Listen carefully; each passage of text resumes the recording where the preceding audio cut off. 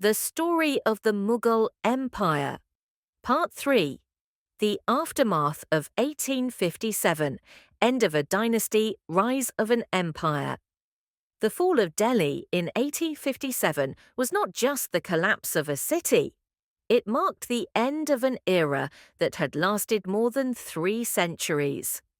When Bahadur Shah Zafar, the last Mughal emperor, was taken prisoner by the British, the curtain finally fell on the once mighty Mughal Empire.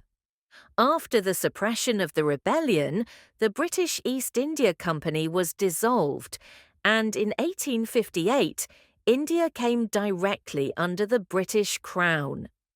Queen Victoria was declared Empress of India in 1877, symbolizing the official transfer of imperial authority. Delhi, once the heart of the Mughal world, was left in ruins. Palaces were looted, mosques desecrated, and thousands of citizens were displaced. The British demolished large parts of the old city to build a new administrative centre. Ironically, while the British destroyed Mughal sovereignty, they were also deeply fascinated by Mughal culture, architecture, and courtly etiquette, which they tried to imitate in their colonial lifestyle. The world that had once echoed with the poetry of Ghalib and Zafar was now silent, replaced by the bureaucratic order of the Raj. The Bahadur Shah Zafar, the poet-emperor in exile. After his capture, Bahadur Shah Zafar was put on trial in Delhi's Red Fort, accused of treason against the British Crown. Old and frail, he denied leading the rebellion but accepted moral responsibility for his people's suffering.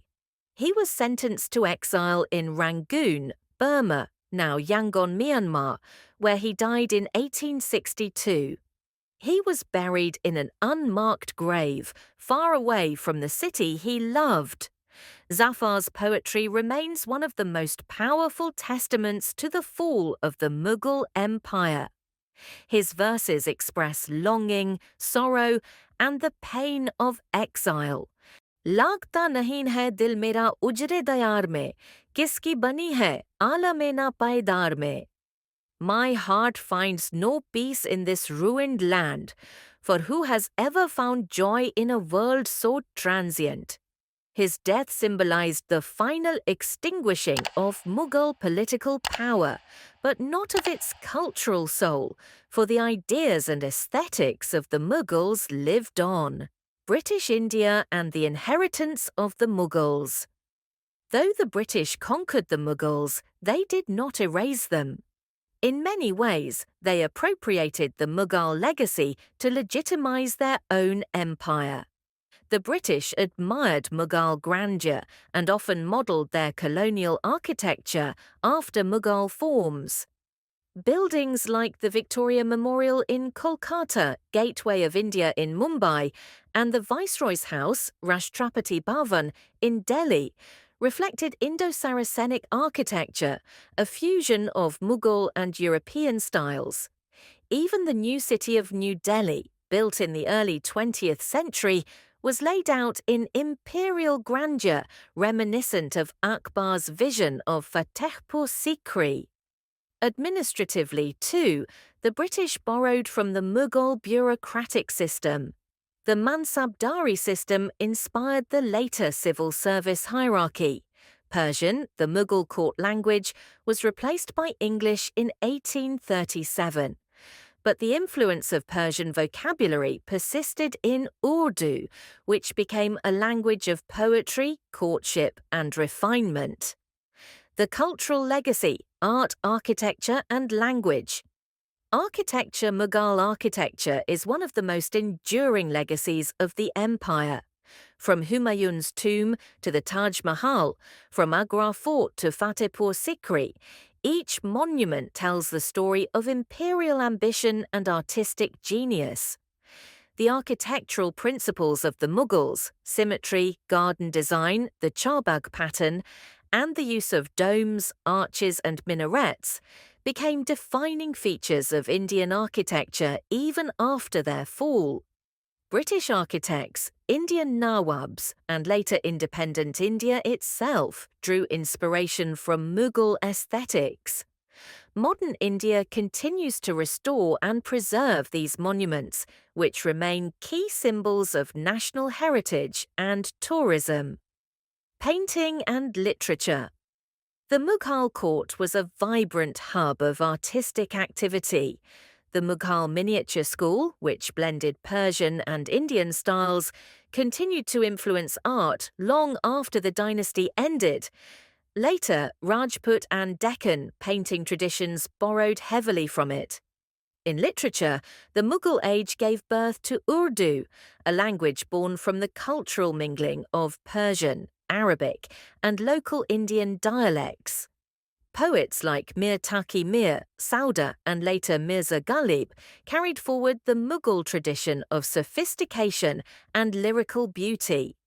Even during the British era, Urdu and Persian poetry continued to express nostalgia for the lost Mughal world. Ghalib's poetry, for instance, often reflected both the grandeur and decay of Delhi, the heart of the empire. इश्क ने गालिब निकम्मा कर दिया वरना हम भी आदमी थे काम के. Love has rendered me useless, otherwise I too was once a man of purpose. Society and culture in transition. After the fall of the empire, the Mughal aristocracy faced an identity crisis. Once patrons of art, music, and scholarship, they found themselves displaced by a new class of English-educated Indian elites favored by the British. However, Mughal manners and etiquette, the tehzeeb of Delhi and Lucknow, continued to shape North Indian culture. The refinement of speech, the art of hospitality, the appreciation of poetry, and the music of the ghazal all carried forward the Mughal legacy religiously. The Mughal Empire had laid the groundwork for India's pluralism. Akbar's idea of sulh-i-kul, peace with all, and Dara Shikoh's efforts to bridge Hindu and Islamic philosophies remained deeply influential among modern Indian thinkers, including Mahatma Gandhi and Rabindranath Tagore, who admired the idea of unity in diversity. The echoes of the empire in modern India. When India gained independence in 1947, the new nation faced the monumental task of defining its identity. Yet, the shadow of the Mughals loomed large. Delhi, the eternal capital. Delhi, the seat of Mughal power, once again became the capital of independent India.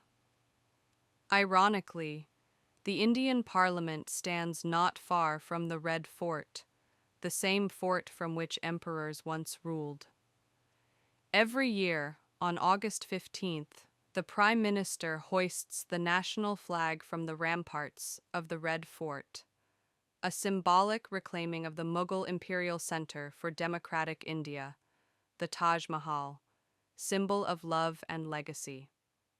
The Taj Mahal continues to be one of the world's most iconic monuments. It represents not only Shah Jahan's love for Mumtaz Mahal, but also the peak of Mughal artistic achievement and India's enduring beauty. Its image adorns currency notes, travel posters, and global imagination. Language and cuisine. The fusion of cultures under the Mughals gave birth to the Urdu-Hindi linguistic continuum and to Mughlai cuisine, rich, aromatic, and deeply symbolic of Indo-Persian unity. Dishes like biryani, kebab, and korma remain staples across South Asia, a living echo of imperial kitchens. Art and cinema, Indian cinema, especially Bollywood, has often romanticized the Mughal period through films like Mughal-e-Azam, 1960, Jodha Akbar, 2008, and Taj, Divided by Blood, 2023. These portrayals have kept the empire alive in popular imagination, balancing history with emotion and grandeur. Mughal ideals and Indian identity. The Mughals did more than rule. they redefine the idea of India. Before their arrival, the subcontinent was a mosaic of kingdoms and cultures. Under their rule, India emerged as a unified political and cultural entity. Three Mughal ideals continue to resonate in modern India. Administrative unity. Akbar's centralized governance laid the foundation for the modern Indian bureaucracy, cultural synthesis. The empire fused Persian elegance with Indian color, creating a civilization that belonged to both and neither. A true Indo-Islamic culture. Religious tolerance. Akbar and Dara Shiko's vision of harmony between faiths inspired India's secular constitution centuries later. Reflections. From empire to idea. The Mughal Empire began with Babur, a Central Asian adventurer, and ended with Bahadur Shah Zafar, a poet in exile. Between them stretched 3 centuries of conquest, beauty, and creativity. It is easy to see the Mughals merely as conquerors, but their deeper legacy lies in what they built, a civilization of art, dialogue, and synthesis. They turned India into a land where cultures did not just coexist, but intertwined. Even in their decline, they left behind lessons of power and fragility. Their empire, once the richest on earth, fell not because of enemies alone, but because of internal divisions and overextension, an eternal reminder of the impermanence of power. Today, when the sun sets over the marble dome of the Taj Mahal or the red sandstone walls of Delhi Fort, one can almost hear the faint echoes of a bygone world, of Akbar's debates, Jahangir's gardens, Shah Jahan's dreams, and Aurangzeb's prayers. The empire may be gone, but its soul still breathes through India's art, language, and memory. Epilogue. The Eternal Mughal. More than 300 years after Akbar, India still bears the imprint of his vision, of harmony, grandeur, and justice. The Mughal Empire may have perished in 1857, but it continues to live in the hearts of millions. As Bahadur Shah Zafar wrote, exiled and broken, yet eternal in spirit. न किसी की आंख का नूर हूँ, न किसी के दिल का करार हूँ, जो किसी के काम ना आ सके, मैं वो एक मुश्ते गुबार हूँ. I am no longer the light of anyone's eyes, nor the comfort of anyone's heart. Useless to all, I am but a handful of dust. Yet, from that dust rose the modern Indian identity, layered, diverse, and luminous, born from the ashes of the empire that once called itself the light of the world.